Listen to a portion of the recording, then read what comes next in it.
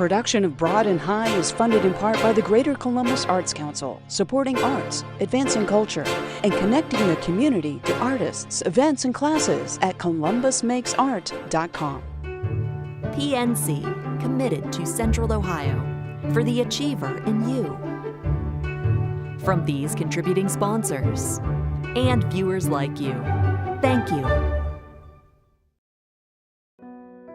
On the next Broad and High, meet a Columbus artist whose work responds to a personal health crisis. I want people to find beauty in not this moment of death, but the beauty in nature and in the world that we kind of have to experience. And new music by Mary Lynn. This and more right now on Broad and High.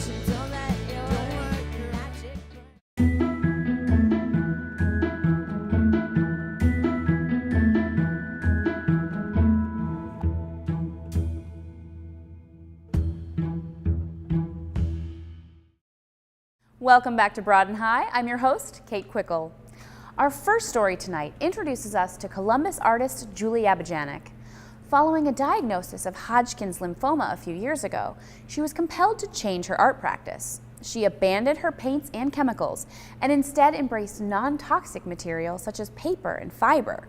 And now her artwork directly reflects her personal struggle with cancer. In 3 dimensions, she explores the beauty of cellular growth found in a potentially deadly disease. So having a French mother allowed me the opportunity to, hit museums. I spent a lot of summers walking around the Louvre with her. At some point, I was standing in front of a Van Gogh painting and I thought to myself, this is what I want to do. I want to make these things. I want to make paintings. My art practice is very different from where I was. I'm not a painter anymore. So 10 years ago, I was diagnosed with Hodgkin's lymphoma. I found a lump in my neck. The doctor said either we're going to cure you or we're going to make you comfortable for the next 6 months. And I was 36 when I found this out. So I had to clean up my act. I had to clean up how I was going to be a maker. And while I was getting treatment, I taught myself how to knit and crochet. So that was my first moment where I was just like, okay, fiber, this is something new. This is how I can kind of generate the act of making for me in a safe, healthy manner. But on top of that, I became very fascinated with my disease and started looking at field stains of my disease. So that's the disease right there. It's got 2 cells and it's got googly eyes. And those are protein cells, and that's why the cancer is so curable. I want people to find beauty in not this moment of death, but the beauty that this is just a natural thing in nature and in the world that we kind of have to experience. The beat of the work is, that's called Pestilence Stage 1, 2, and 3, and that's basically, that's a self-portrait of the cancer growing in my neck. I had a mass in my clavicle area, and then I had 2 underneath my sternum. So when you look at the piece, it's flatter, and then it starts growing. So there's this metastasis of inflammation. So it's that the necklace stand becomes the host, the beads are the parasite. So that's the intent for when you see the piece. I'm hyper aware of my material and how I'm using it. A lot of my work is paper, hand cut, hand folded, hand glued, or stitched together. I finally invested in a laser cutter, a mini cutter, so now it cuts the circles for me because I was hand cutting a lot of my pieces. So I use traditional glue, Elmer's glue. It's not toxic, if little kids can use it, then I can too. Where when you're looking at a painting and you see a brush stroke, that hand made that brush stroke with the brush. With me, it's the paper is the stroke. It's that moment that I apply it then to create more of a texture. All the things that I've learned from painting are being translated into these pieces, and that's how I'm thinking about the work as I'm moving through them. It's kind of a crazy process. I don't know why I do this to myself, but I do. So Poumon Noir it's actually called, it's black lung. And I was really fascinated by the texture of the lung when it's in that disease form, but it's also that translating of something small, and as it gets bigger and it gets bigger and it's growing, so it has that dual quality of depth, but talking about the sense of something taking over something else. My work isn't art therapy because that's not how I think of it. My work is telling a story or having people kind of reflect back on maybe those that have passed away from cancer, those that are dealing with cancer, that you know, these quiet moments or moments for them to reflect and think. Quilling. So I actually just started getting really interested in quilling. So we're gonna first start off with some basics.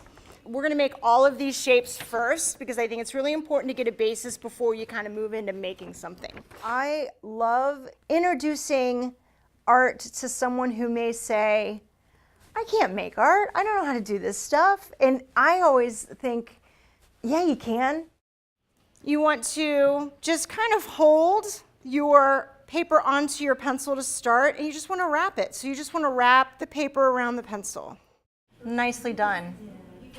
Looks good. I just like seeing people get excited and then seeing, okay, now that I understand all the basics, let's see what I can do with it. Being a survivor, no matter what type of cancer you have, it's ingrained in you. It becomes a part of who you are. Like very simple everyday things become really valuable, really important, right? So 10 years out from being diagnosed, I'm 5 years out, 5 going on 6 years out from my cure date. So everything's been fine. I think that I'm a better maker for it, to tell you the truth. I think my work has richer substance to it than before. I'm happy to be where I am today.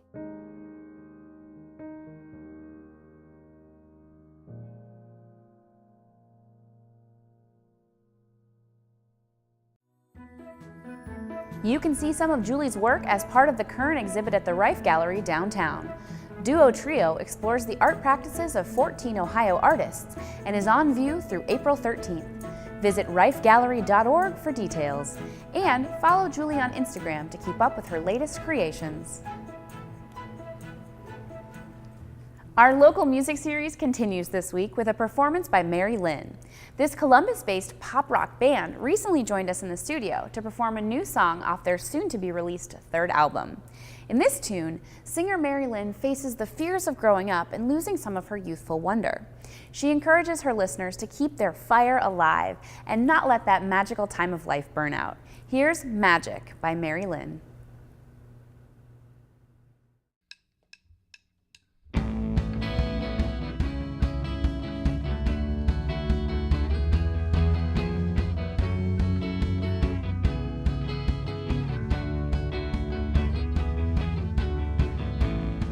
Have I lost my touch, or are you really over us? Can we make it better, talk about it or whatever? It's been weird, I guess. It's tough to tell what you've been thinking. We've been growing up, my skin is thicker, I've been healing. I wanna believe, I wanna believe, I wanna believe, I wanna believe, but it's harder to see, it's harder to see, it's harder to see. Don't let your magic burn out like a match. Don't let your magic burn, just let it last. Don't let your magic burn out like a match. Don't let your magic burn, just let it last. Have I lost my luck, or is it just coincidence? Can we get together, maybe when the timing's better? It's been real, I guess. My heart's been hurt, but I still feel it. And my voice is gone, but when I listen, I can hear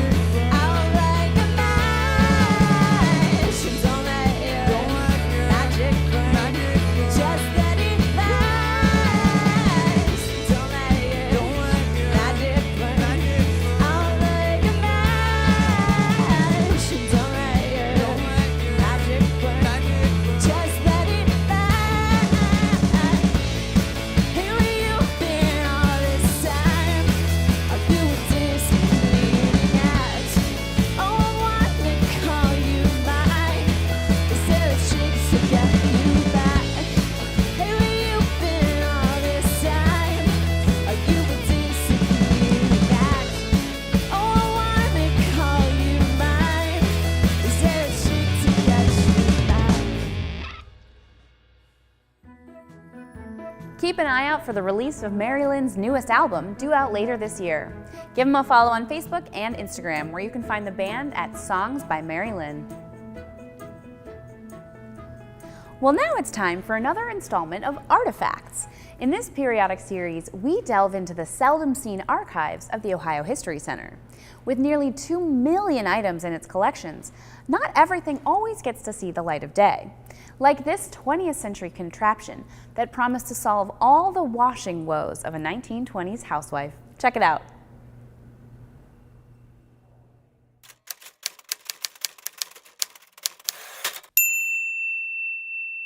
So Becky, tell me what we're standing in front of.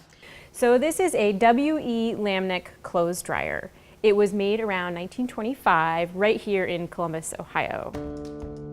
So this was actually cutting edge in 1925. No way. So before this time, people hung their clothes to dry out on a clothesline. But this started to employ new technology. And if you would like to open it up, Oh, yes, please. take a look inside. All right. And this particular style dryer is powered by natural gas. It can stand on its own. It's a freestanding piece of furniture, essentially, much like our dryers are today. It just requires that hookup to natural gas for its power. Of course. You would hang your clothes over these metal bars just as you would hang your clothes over a clothesline. You would close the doors, turn on the power, turn on the heat, and basically it's like a sauna for your clothes. It generates hot air, and the warm air would dry your clothes faster than if you were hanging them to dry on a clothesline. There is a vent that would help control the heat, and you can see there are these holes up here that would allow the heat to continuously be replenished to try and maintain a constant temperature. So do you think this affected the way people did their laundry? Did most people have these in their homes? Most people wouldn't have had these. This is a huge investment for someone. So we're talking the 1920s, post-World War I, but before the Great Depression. And the 1920s was really the start of these household appliances. 1920s, electricity is becoming more available to more homes. Even though this one ran on natural gas, it's really electricity that sparks the production of these household appliances, but they're really not common until after World War II. But they really didn't catch on. It's not really very practical. It's very large. And really it's not until we have the tumble dryer, which comes about in the late 1930s, that dryers really catch on. But the advertisements for this particular machine claimed that a woman doing her housework could finish her laundry in 1 day. And that was impressive. It was a huge improvement. So she could wash the clothes, dry them in the dryer, and iron them all before her husband came home from work. What more could you ask for? That's right. amazing. So this is a big step, even though it's not exactly what we're used to today in terms of convenience.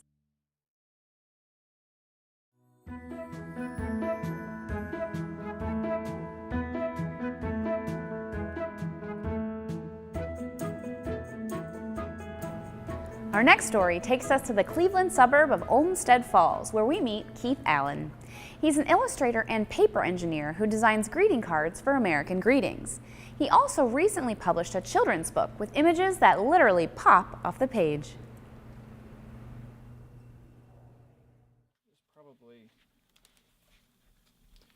I think it was probably this page. Yeah, that's a neat one. You open the page, you get literal gasps. In the basement of his Olmsted Falls home, author Keith Allen puts Exacto-Blade to paper. The tools of the trade are a little different when you're working on a pop-up book.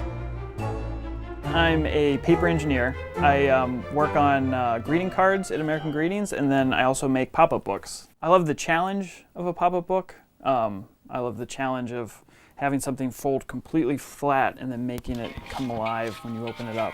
Keith recently published his second book, What a Mess, a pop-up misadventure.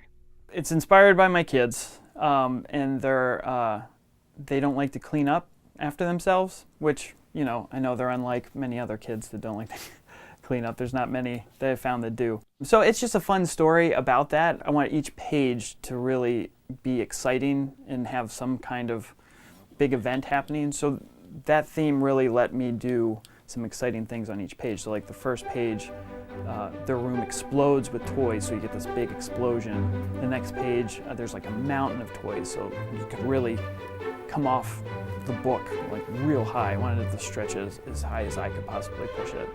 The two kids in the story, they're loosely based on my kids, so I hid my kids' toys throughout the whole book, so they like to go around and pick them out. Going from idea to reality is a process of trial and error. You first have your idea or your theme, and I just immediately start sketching. I just sketch a whole bunch of ideas down in a sketchbook. And then once I have like a rough idea of where I want to go with that, I start just cutting paper and applying it to my card. It's almost like sketching in three-dimensional, so you just keep building and building until things are working the way you want.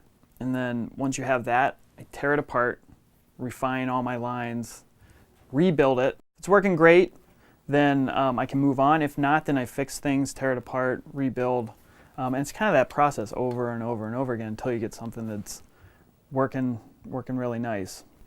While he may not be using a pencil, Keith can still run into writer's block. Sometimes it'll come together like immediately and it's exactly what you wanted, and you're like, all right, well that was simple and I'm done, and that's great. And then other times it'll just drive you mad. I had one page in my first book, I spent weeks on it, and I tried this version, a million different versions, and it was crazy. It sounds nuts, but I had a dream. Like I went to bed that night frustrated, and I had a dream on how to solve it. And then when I woke up, I sketched it down and then used that mechanic, which sounds crazy, but yeah. But it worked. It worked, yeah.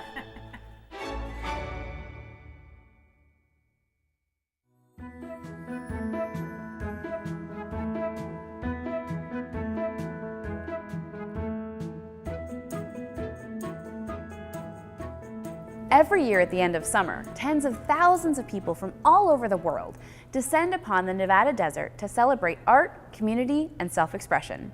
The event is known as Burning Man, and it's not exactly a festival, and the organizers don't provide entertainment. Instead, participants are expected to contribute to the community experience by expressing their own creativity through art. Our final segment tonight follows the story of one group of artists and volunteers who worked together with glass and steel to bring some epic sea creatures to the desert for this annual event. The space whale is a larger-than-life model of a humpback whale mother and calf. It's 42 feet tall, so when it's set up in front of you, you'll actually feel like you're in front of a real humpback whale. It's Tiffany stained glass, combined with about 34,000 pounds of steel. It's designed to appear as if it's flying above you through the air. The mother is actually diving down with the baby coming up to nuzzle the mother. This behemoth sculpture is primarily built out of tessellated triangles of steel, so big steel bars with balls at their interface, and then there's stained glass panels that cover the entire piece. There's about 200,000 pieces of stained glass. Imagine the sun moving through this glowing, radiant light creature as it flies through the air, casting over the surface like this giant cathedral to nature. We're building it because we love to build big art. We're building it for first the Burning Man community and then the community of the world at large. We would like to travel with the space whale to several different countries, installing it sometimes for art festivals, sometimes more guerrilla installs where we think it's important to have an environmental message displayed. We started with a plan on a computer, and now you have to figure out how to take a CAD 3D image of a whale and build it in real life so that we could actually match coordinates and start welding out the internal structure for the whale. We went back and forth for quite some time in engineering to get this project to stand. So each individual sphere that is built on the CNC, we place those in an X, Y, and Z grid, hold them in the air, measure everything out from that point, and then weld everything into place on the space whale, and we slowly triangulate out these shapes that form the inside of the whale. We pulled on Andy Tibbetts from Portland to help us figure out how to fabricate this whole thing. We decided on our steel type and a kind of a sphere rod method to build it. Then we had to source a mill so we could make our own balls, and we started designing it here. There's several types of spheres that you can buy, ball bearings or architectural features. Ball bearings are an alloy we can't weld to, the welds will crack.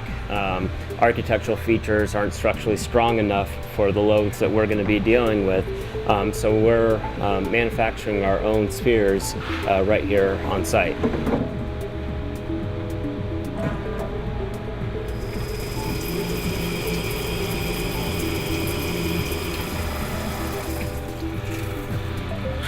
And there's a finished sphere. So all the spheres are made from bar stock, and we got the same size diameter bar stock for the size sphere we're making. This 4-inch piece of bar stock came 20 feet long and weighed 900 pounds, and we sliced those up into 4-inch sections that can be turned on the lathe. Between the small 1.5 inch all the way up to the big 4-inch, it's going to take 1,500 spheres to complete the whale. Right now in the warehouse, the space whale is positioned on its side, so I can be working about 20-25 feet in the air. This project has some unique challenges versus anything else I've worked on because I've learned that metal is not forgiving. Hitting a piece of metal is like nothing else. It's gotten me a lot of bruises throughout the last couple months, so anytime I'm climbing around in there, I'm earning not only some welding burns, but some really solid bruises.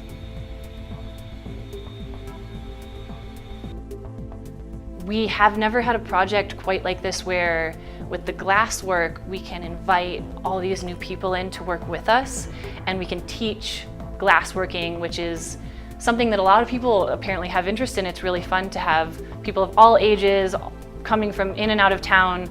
I've heard of the space whale, and I've heard you're accepting help. I want to build just one panel. And so there's going to be a couple hundred sets of hands that have built these panels all over the space whale. And that just makes it a really powerful piece for us. We have a huge number of volunteers, and the volunteers put in so much time and energy and effort and person hours. You know, we have to raise $160,000 for this project. Our volunteers come here every day and work 12, 14 hours to make this crazy dream happen. By having as big of a warehouse as we have here, we have the luxury of building the entire form out, making sure everything looks right and fits right. We are test fitting all of the glass panels, and then we'll remove them again for transpo so that they're safe, and then cutting it into pieces and planning for transpo afterwards. I think it's important for Northern Nevada to know about the space whale and about the generator and about our art collective here, because I think it's something to be proud of as a state. I think that Burning Man started this transformation of Northern Nevada as an art community, but it's gone beyond that now. We are an art hub to rival other big cities in the nation, and that's really important for people to start recognizing, see the more diverse, more interesting side of Reno than just, you know, the casino community that brought tourists here 20 years ago. We now have a thriving art community that we should be really proud of.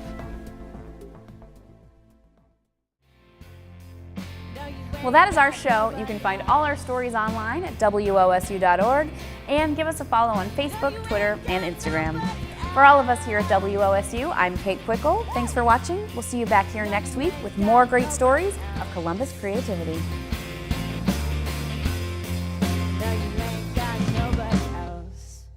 Production of Broad and High is funded in part by the Greater Columbus Arts Council, supporting arts, advancing culture, and connecting the community to artists, events, and classes at columbusmakesart.com. PNC, committed to Central Ohio, for the achiever in you. From these contributing sponsors and viewers like you, thank you.